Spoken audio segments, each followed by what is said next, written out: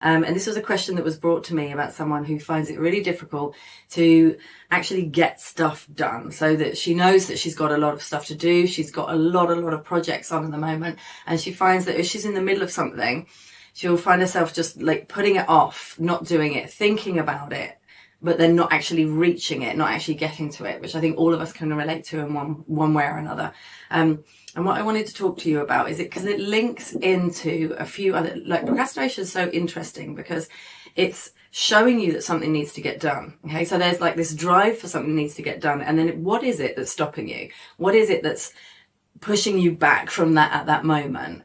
And it's interesting when we were talking about this through the question, one thing that came up that often comes up is the overthinking of that thing.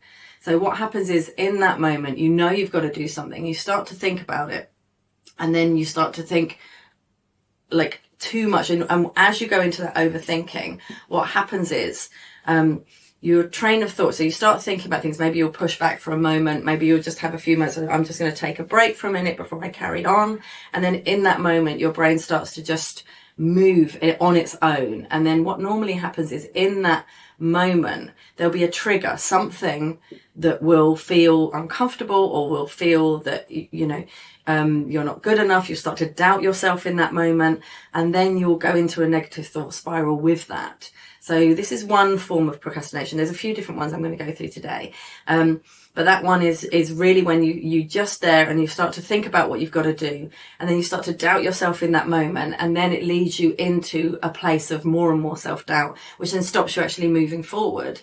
So in that moment, what I would advise you to do is the understanding that, first of all, in that moment, start to become aware. One of the things I talk about all the time is how awareness is the first point of change.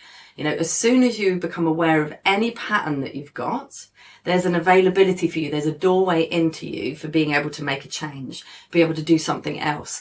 So I want you just over the next week, I want you to start to literally observe yourself doing this, right? Start to notice what happens. Start to notice, okay, when does this form of procrastination come up? Like as soon as you start noticing that you're doing it, being aware of that, okay, now I go into that thought pattern. Now I'm getting hold of that thought and I'm starting to feel like either doubting myself or nervous, or there's something that's happening within me that feels a bit uncomfortable. And then I'm starting to feel fear, because normally that it kind of links onto each other. So self-doubt moves into like worrying, which moves into fear. So just starting to watch that process and then being aware of, language is king, because the words that you're telling yourself are spells.